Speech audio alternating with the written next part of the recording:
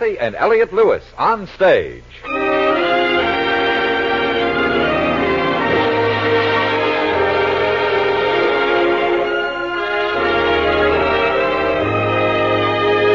Cathy Lewis, Elliott Lewis, two of the most distinguished names in radio, appearing each week in their own theater, starring in a repertory of transcribed stories of their own and your choosing.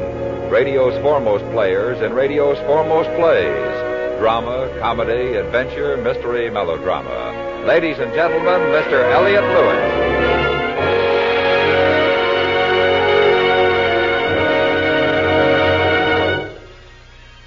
Good evening. May I present my wife, Cathy? Good evening. 4 weeks ago tonight, we did a lovely, fragile story called Call Me a Cab, which was written for us by the very talented Shirley Gordon. You were kind enough to write so many letters about the show that we asked Shirley Gordon to do another script for us, and she did. And we're going to present it tonight.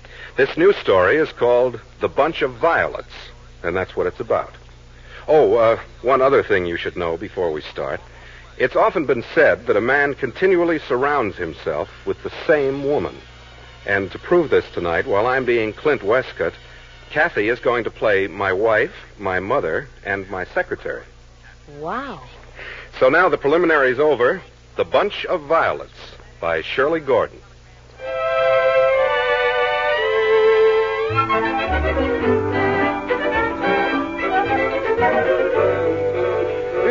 The star, the moon,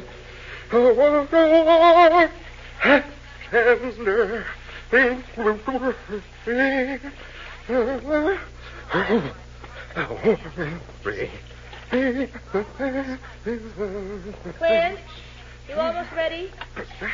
Clint,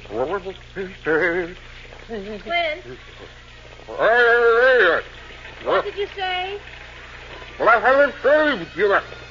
Well, your breakfast is getting cold. Clint, I wish you'd answer me when I call you. I answered you. I said I haven't shaved yet. Well, I didn't hear you.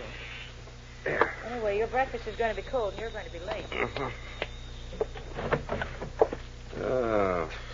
There's a hole in this sock. I was going to wear my brown suit. I'll look through your socks today. Dulcie can fix them tomorrow while she's here. Yeah, check my shirts, too, will you? This collar is about shot. Well, keep it on. Keep it on. It looks all right for one more wearing. You're not going to have time to eat any breakfast. Well, I'll have some coffee. Where'd that cufflink go? Here. Oh, thanks. This time? Yeah. Thanks. Yeah. Coffee still hot? I'll pour it. You better at least have some toast with it. Yeah. Well, I'll get something after I get to the office. You always say that. Certainly hope you do. Oh, I do. Coffee's hot. Well, you've got a few minutes. I'll put a little water in it. Yeah.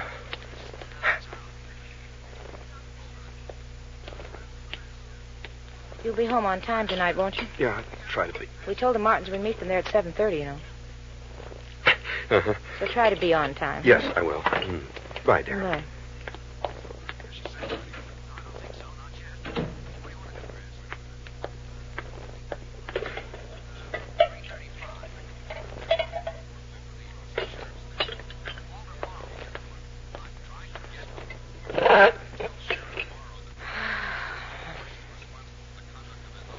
Oh. Coffee's still too hot.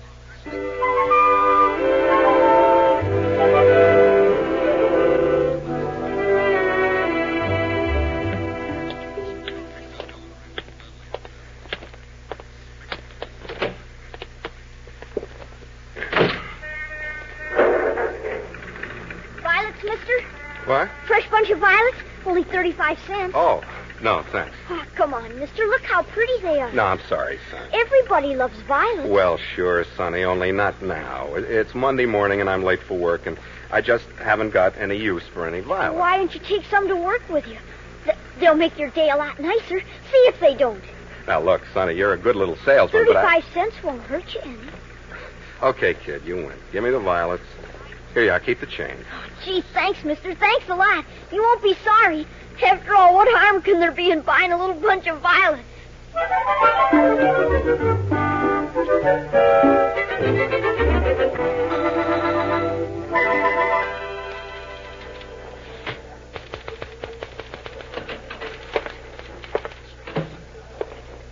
morning, Mr. Westcott. Oh, Mr. Simmons sent in some correspondence he wants you to attend to first thing this morning. I put it on your desk. Thanks. It's probably the Johnson account. Yes, it's the Johnson folder. Good. I'll get at it right away. I'll probably need you for dictation in about half an hour. Yes, sir. Oh. Yes, Mr. Westcott? Here, I brought these in for you. I thought you might like to have them on your desk. Files? Thank you, Mr. Westcott. You're welcome.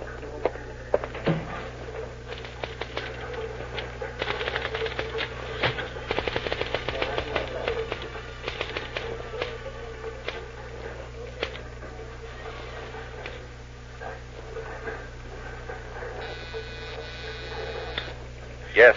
Mr. Westcott, if you aren't going to need me just now, would you mind if I went out for a few minutes to get some coffee? Yeah, sure. This is going to take me longer than I thought anyway. Bring some back with you. Yes, sir.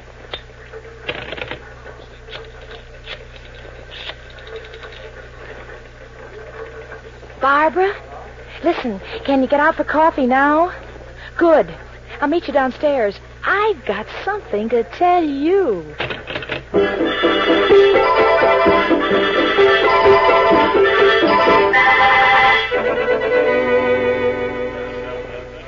But golly, Ruth, I don't understand it. You don't understand it. Look, I've been Mr. Clinton Westcott's secretary for 2.5 years, and in all of that time, believe me, he's hardly ever even said good morning to me when he came in. Now, all of a sudden today, he brings me a bunch of violets. Well, that's what I don't understand. Violets. After all, you know, roses are red, violets are blue, and so forth. Barbara, what do you suppose? What do you mean, what do I suppose? What is there to suppose? Ah, that's impossible. Why, I've been Mr. Westcott's secretary for 2.5 years. You said that, so all right, he's slow. Slow? Up to now, I thought he was dead. Well, anyway, now that you've discovered old Achilles has a heel, make the most of it. Raise a blister on it. What? Sure, play his game. Lure him right out on a limb and let him dangle until he gives you a raise. Oh, that's ridiculous. It wouldn't work. You're a woman and he's a man. It'll work. Just try it.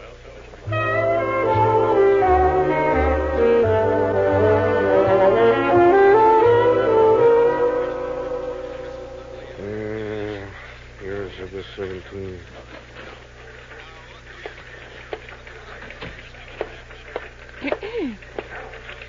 Yeah?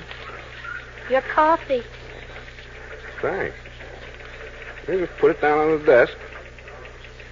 Yours are the 26. Sugar. No cream. Right? What? I always remember. Remember what? Mr. Westcott, do you find me disturbing? Not until today. Imagine. After 2.5 years. That's right. What's happened to you today? Nothing's happened to me, Mr. Westcott. Well, something may. Mr. Westcott. In the meantime, however, I should like first to make certain that this Johnson account gets taken care of. Would you like to give me some dictation, Mr. Westcott? Yes, I'd like that very much. Oh, Mr. Westcott. And you may stop calling me Mr. Westcott. Why, Mr. Westcott. Clinton. Oh, well, now that's sweet. That's what my mother calls me. Clinton. Yes, like that. Exactly. Imagine. After 2.5 years. No, my mother's known me most of my life. I'd like to meet your mother sometime. How about sometime after we take care of Mr. Johnson's account? Oh, yes. Mr. Johnson. You remember him.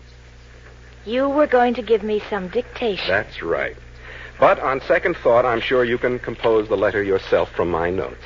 Here you are. I think I'll go out and get a little breakfast. And you can have the report ready for me to sign when I come back. But you didn't drink the coffee I brought you. Was it too cold? Too hot. It burned the burn on my tongue.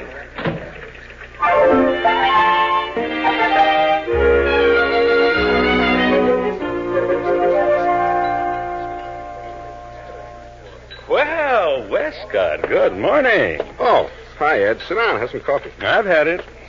Ham and eggs are good. Why don't you have a little breakfast? Had it? Say, now, it seems to me you're eating hearty, considering. Considering what? This first thing I've had to eat this morning. Let love eateth its way into the heart of a hungry man, and he shall soon forgetteth his stomach. What does that mean?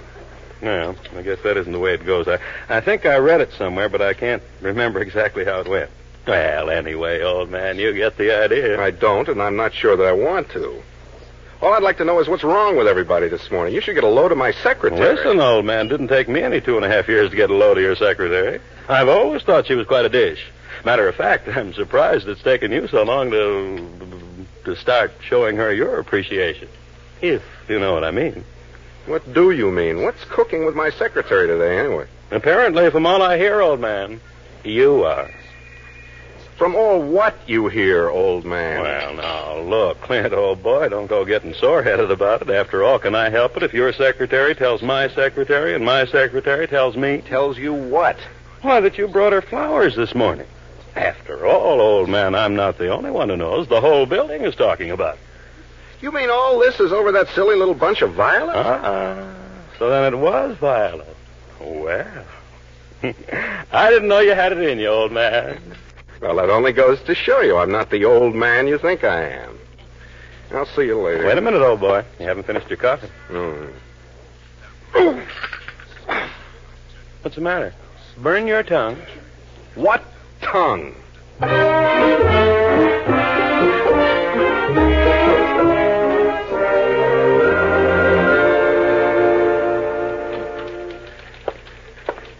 Oh, you're back, Mr. Westcott. Clinton. Mm-hmm. The Johnson report is ready for you to sign. Mm-hmm. Is there anything wrong? Did you have your breakfast? Yes, I had my breakfast. But you're going out again? Where shall I say you are? Out to lunch. Oh. And I shall want these. Thank you for keeping them for me. The violets? What are you going to do with them? Miss Periwinkle, Ruth, this may come as a sort of a shock to you, but I feel that it is only fair for you to know. There is only one woman in the world who can call me Clinton and get away with it. My mother. Therefore, the violets are for her.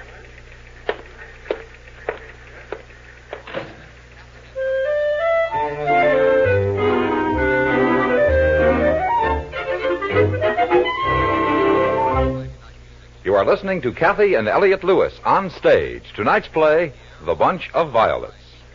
Remember radio as it used to be, the days when the battery ran down and so did your set? Well, make no damaging admissions about your age, but tune in tomorrow night when there's music in the air over most of these same stations. Your baritone host Donald Richards, tenor Clark Dennis, Betty Johnson, the Serenaders, and Alfredo Antonini's orchestra take us back to the old-time radio with music, songs, and even the production and sounds of that era. Tomorrow night on CBS Radio.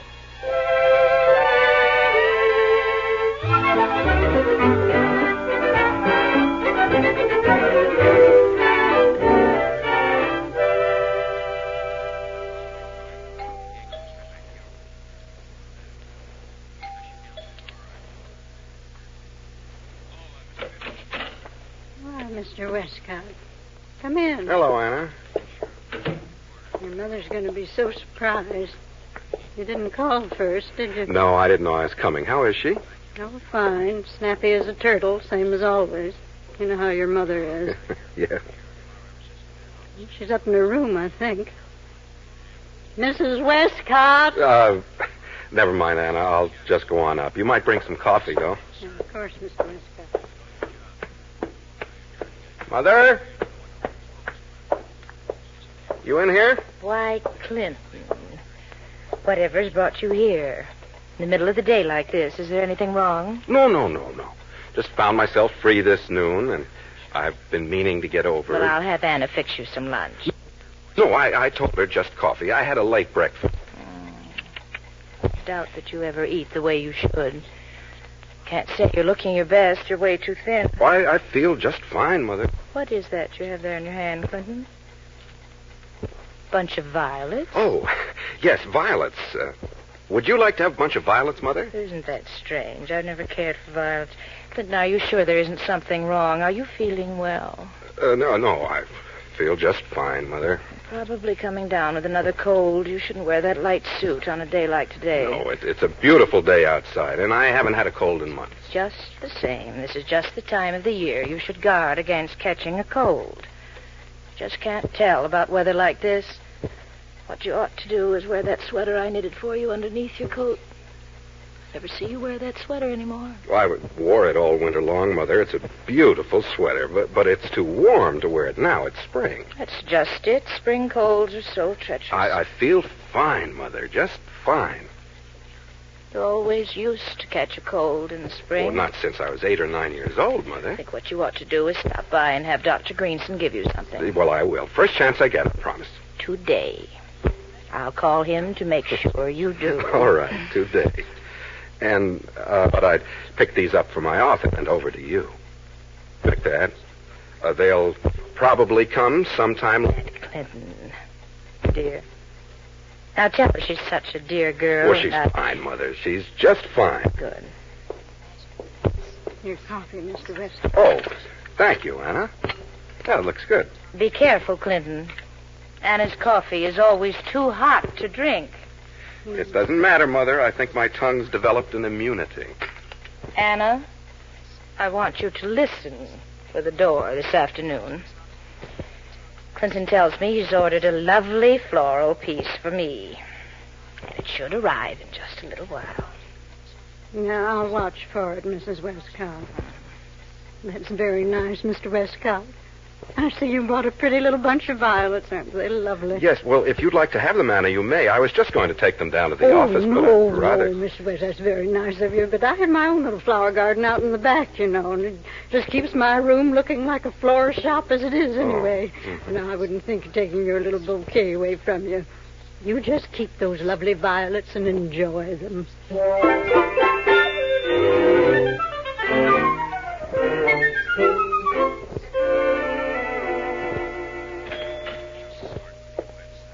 Hello, Sarah. How are you? Well, hello, Mr. Westcott. We haven't seen you in a long time.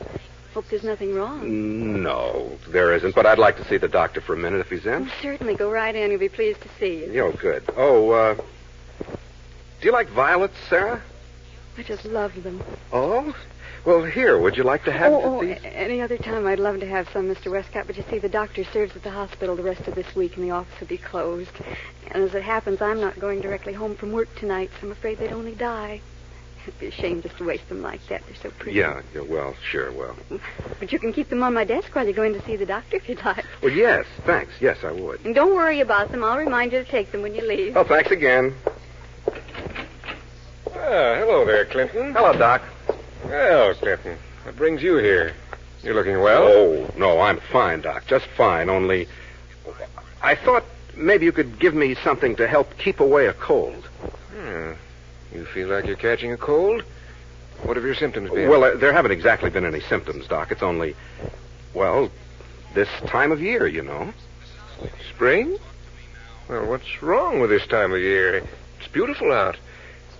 But I suppose there's no harm in taking a few precautions, is there? No, that's right, Doc. That's what I mean. Mm-hmm. Well, let me see now. Maybe a new vitamin prescription. That'll be fine. And a shot. That should do the trick. A shot? Well, just the vitamins should be fine, Doc. I think they do the trick. I don't see that there's any need for a shot. Do you? Well, now, it's the surest way, if you really want to protect yourself. Well, yes, but... Well, I really feel fine. It's only that... Here, now, this will just sting a little. Yeah, but, Doc, I don't really think you have... There you are. Now, that wasn't so bad, was it? Ooh. Now you can go out in this beautiful, warm spring weather and not worry about catching your death of pneumonia. Okay. Sarah will fix you up with the vitamin prescription. Yeah, thanks, Doc. It's best to play safe, you know. You can't tell about this kind of weather. Oh, you're perfectly right. Can't tell. But there's just one thing I'd like to know, Clinton. Oh, what's that, Doc? When you stopped by to see her today, just how was your mother? Fine, Doc. She's just fine. Wait a minute, Mr. Westcott. Your vitamin. Oh, Yes. Thanks, Sarah. I almost forgot. And it's a good thing I said I'd remind you. You were going to go right out the door without your violets.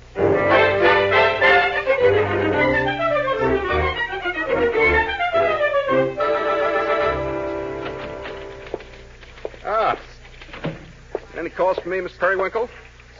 Ruth? No, sir. No, they haven't been, Mr. Westcott. Clinton? Oh, forgive me for this morning, but I just couldn't understand what had gotten into you. After all, I've been your secretary for 2.5 years, and you've never even... Well... I guess I usually don't even say hello. Now, this morning was sort of fun, though, at that, wasn't it? You know, the whole building was talking about it? Yeah, I know. I'm afraid I started. Well, no harm done. Wait. Hmm? You still have the violets. I thought you were going to take them to your mother. Oh, yes, I was, but I changed my mind. You want them back again? Oh, gosh. No, if you don't mind. My boyfriend's picking me up tonight. He's the jealous type. Oh, I see. And besides, the building would start talking again. You know how buildings are. Can't keep their mouths shut. I guess I'll just keep them myself. I'm becoming sort of attached to them, or vice versa. Oh, will you get a good flower shop on the phone for me, please? I'll take it in the office. Yes, sir.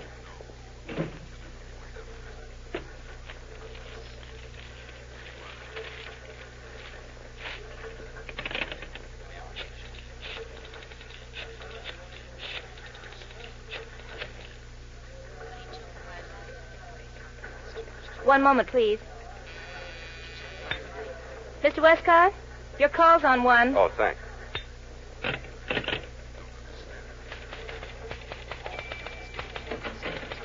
Hello, Ruth.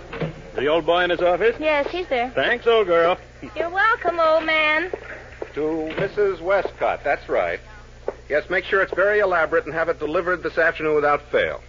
Good, that'll be fine. Thank you.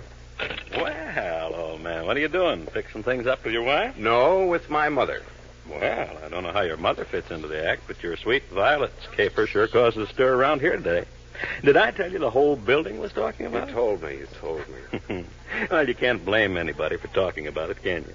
I mean, it isn't exactly like you all of a sudden to show up one morning with a bunch of violets in your hand. How did you ever happen to get them anyway? A kid was selling them on a street corner, so I bought some. No reason. Well, I think they look just darling on your desk, old man. Don't let anyone tell you any different.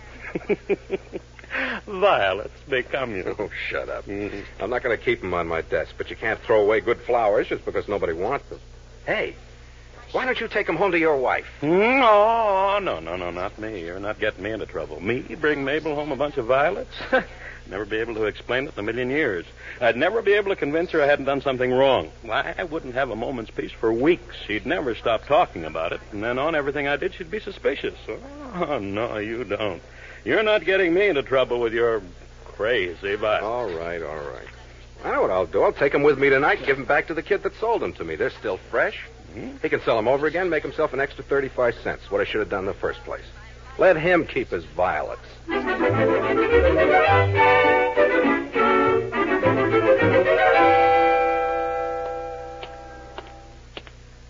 Hello there. Remember me? Violets, mister? No, look. You sold me some this morning, remember? See? I still have them. Was there something wrong with them, mister? They still look good. They sure do. I imagine they would last me a lifetime if I cared to hang on to them that long. But look, I didn't want them this morning, and I don't want them tonight. And that's why I brought them back to you. But, gee, mister... It isn't that I've got anything against violets, you understand? It's only that I just don't happen to have any use for them. Like I told you this morning. So do me a favor, will you, and just take them back? But, gee, mister... I don't mean I want my money back. I just want to get rid of the violets. You can sell them over again. They're still fresh enough. But I couldn't do that. It wouldn't be fair. What kind of businessman do you think I am, anyway? I don't sell used merchandise to anybody. Well, okay, then just keep them. Give them away to somebody. I don't care what you do with... But look, mister, I already got more violets than I know what to do with now. I still got 6 bunches left to sell tonight. Look, maybe if you bought another bunch to add what you already got. Look, Sonny, I don't want any violets at all. I want you to take these back. Sorry, mister, I just don't accept return merchandise. It's the policy of the management. You sure you don't want another bunch? No, I don't. No more violets. I'll take an evening paper, though. Here's the dime. Oh, sure, mister. Glad to be of service. Here you are. Look, I'll put the paper around the flowers, like that. It'll keep 'em nice and fresh for you. Thanks. You're welcome, mister.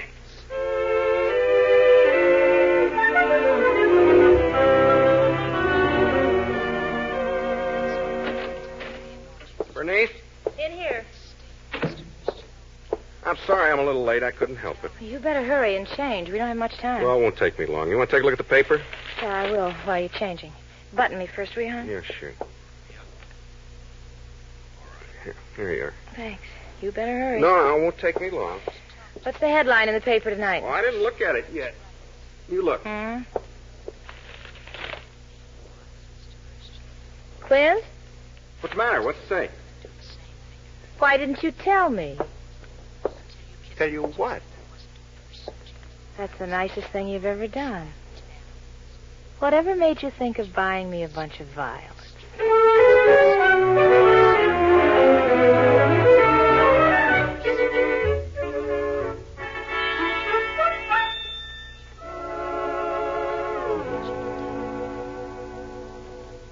A Bunch of Violets, starring Cathy and Elliott Lewis.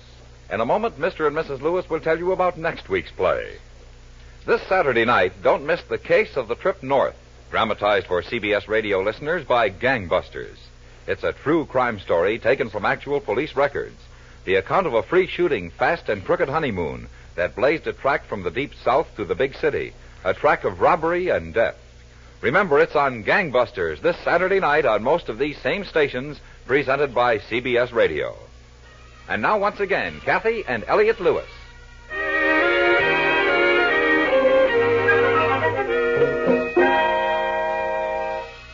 Thank you, Shirley Gordon, for The Bunch of Violets. And thank you, Cathy, for being all the women in my life. Mother, wife, secretary. While I was your secretary, Charlotte Lawrence was my gossipy friend, Barbara. And when I was your mother, Peggy Webber was her housekeeper, Anna. And it being that kind of a night, when I went to see the doctor, Byron Kane to his friends, Peggy Webber returned in another uniform to play his nurse. Then Dick Beals sold you the violets on the street corner, and Lou Merrill plagued you at your office. And our deep thanks to all of them. Since it's that time of the year, I find myself in exactly the same position as most of you women listening. My husband, once again, is studying batting averages and pitching styles. And so next week, tell everyone, dear. Next week, a dramatization of Casey at the Bat. Until then, thank you for listening, and good night. Good night.